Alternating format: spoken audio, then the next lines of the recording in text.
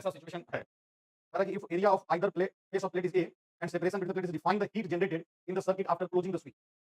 तो पहले स्विच के क्लोज करने के पहले क्या इसके पास एनर्जी स्टोर है हम निकालते हैं। देखो कैसे। First heater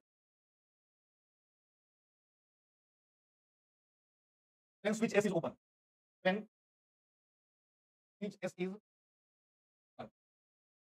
when switch S open है तब ये देखो क्यू चार्ज से दूर होता है। अब यहाँ तो डायरेक्ट ये फॉर्मूला लगेगा नहीं कि हाफ सी वी स्क्वायर कर दें, कि निकालना पड़ेगा ना। एक पर प्लस क्यू दूसरे पर माइनस क्यू रहता है तो डायरेक्ट फॉर्मूला बैठ जाता है। लेकिन यहाँ पर ऐसा है नहीं, एक प्लेट पे प्लस 3 क्यू चार्ज है, दूसरे प्लेट पे प्लस क्यू चार्ज है। सबसे पहले हम इसके बीच में इलेक्ट्रिक फील्ड कितना है ये निकाल लेते हैं।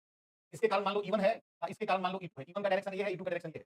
तो नेट इलेक्ट्रिक फील्ड क्या होगा, E नेट बराबर 1 माइनस कितना है E1, 1 है सिग्मा बाई 2 एप्सिलॉन नॉट। का सिग्मा क्या है, सिग्मा है 3Q by A into 2 epsilon not minus E2 इसमें प्लस क्यू चार्ज है तो क्या होगा Q बाई A, ये सिग्मा हुआ इनटू 2 एप्सिलॉन नॉट। तो 3Q में से 2 गया यानी आ गया ये 2Q बाई 2 एप्सिलॉन नॉट, 2 से 2 कट गया Q by A epsilon not, ये E नेट है। तो इसके बीच का पोटेंशियल डिफरेंस क्या है, delta V, potential difference between plates. बोलो जी, प्लेट्स के बीच का पोटेंशियल डिफरेंस डेल्टा V कितना आएगा, तो डेल्टा V बराबर E नेट इनटू E। क्या करो, potential difference electric field into distance along electric field होता है।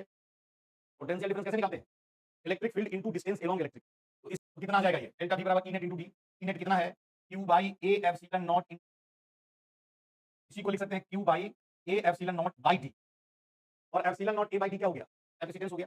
खैर कैपेसिटेंस से सवाल में डेल्टा V निकल गया तो एनर्जी स्टोर्ड हो गया U बराबर half C delta V square. ये हम लोग पहले कैलकुलेट कर चुके हैं।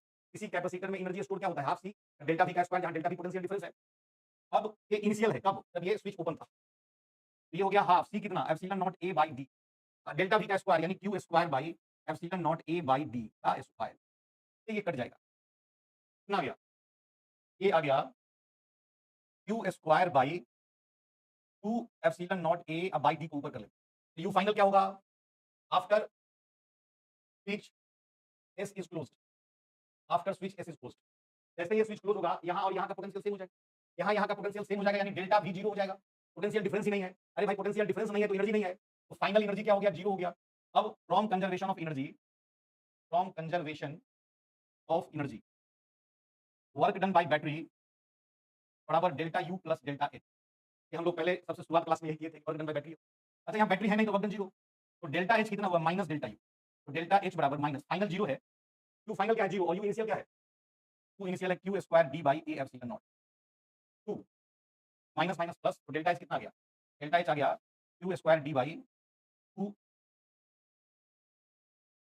तो डेल्टा H फाइनली क्या गया यहाँ से, डेल्टा H बराबर Q square D by A epsilon not.